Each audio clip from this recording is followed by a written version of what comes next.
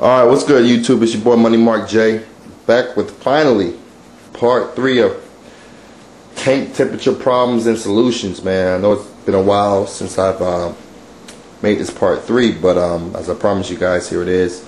I've been busy, as you guys saw. I'm working on my other tank and work and just everything else. But anyway, this is the 150 mixed reef.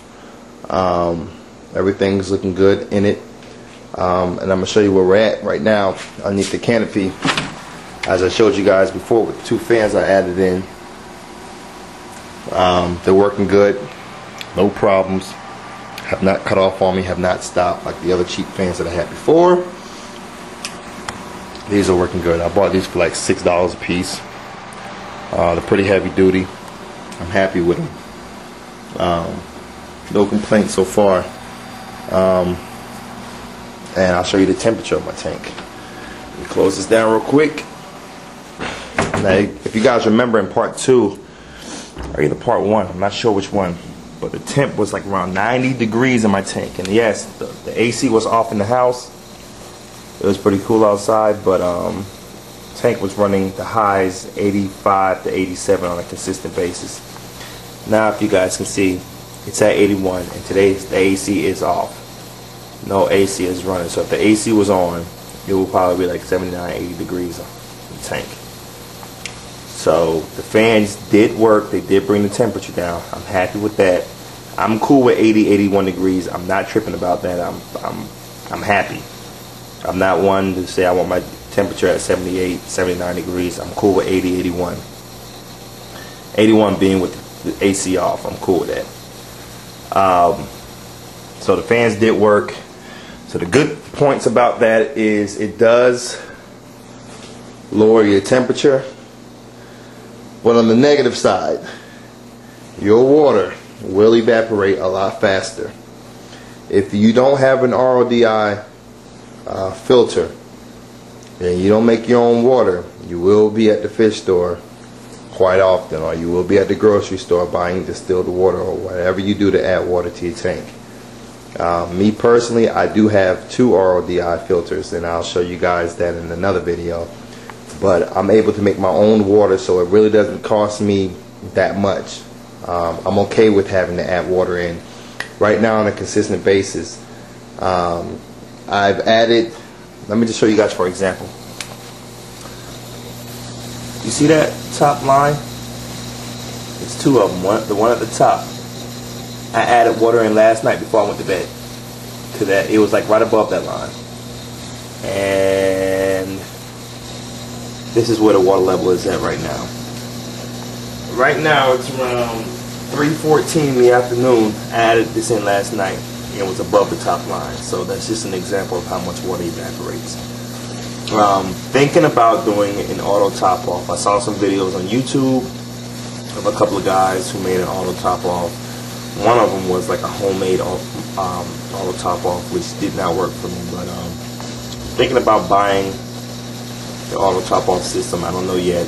I don't know if I'm going to do that. But maybe I will. We'll see. But yeah, the tank is running consistently at 80, 81 degrees, and I'm happy with it. All the fish seem happy. All the corals seem happy. So everything is good. So as far as new additions to what I've done in my refugium, I've added this light. Before I had like this little computer desk light, I guess you can call it. Not really that great. But I bought this light at Home Depot for like $7. And it holds up to 150 watts.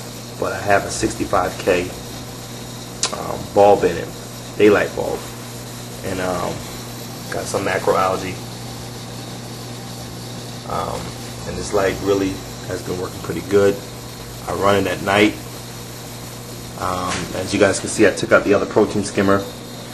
I have this one right now hooked up to a Mag Drive 7 with the ball valve on it. And as you can see, this is what the skimmer is doing. I just cleaned it out today. Cleaned it out earlier this morning, and this is what it's already producing. So it's not a high-end, to me, it's not a name brand skimmer. It's by it's called Sea Life Systems. If you can see that, It works good for me. I have no problem with it.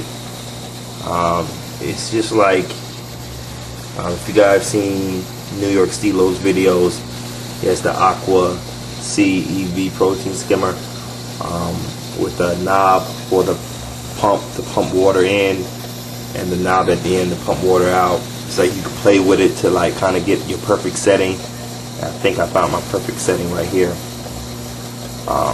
So I mean, the protein skimmer does good for me, and I didn't buy it brand new. I got it from a guy when I bought this tank. So it's working good. The other protein skimmer that you guys saw before, when I had part 2 of my 150-gallon setup, that's going on the 55-gallon SPS tank. So can't wait for that. But anyway, this is the tank, man. Everything is running good. The mushrooms that I bought, acclimated the other, like last week, are doing great. They're excellent. They're blooming, as you guys can see. The crabs, they're everywhere. And the blue throat trigger is out and swimming around more with the other fish. So everything is good, man. Everything is running good. Be tuned, man. I got a lot more stuff coming for this tank, and plus the 55-gallon build. Thanks for you guys' comments, suggestions, and thank you for the ones who subscribed.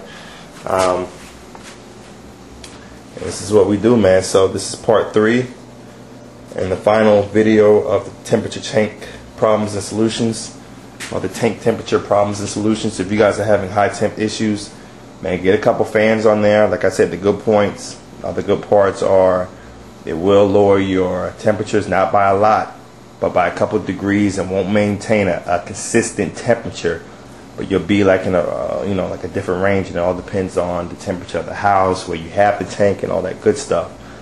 But the bad parts about it is, like I said, you will see some evaporation with the water. And look at this fish is coasting to my carpet, and then she hosts to the green bubble tip right next to it, and she hosts back to the carpet. She's spoiled. But anyway, this has been Money Mark J. Another video. Comments, suggestions, info, I'm all open. I'm all ears. Alright, guys, be good. I'll holler at y'all. Deuces.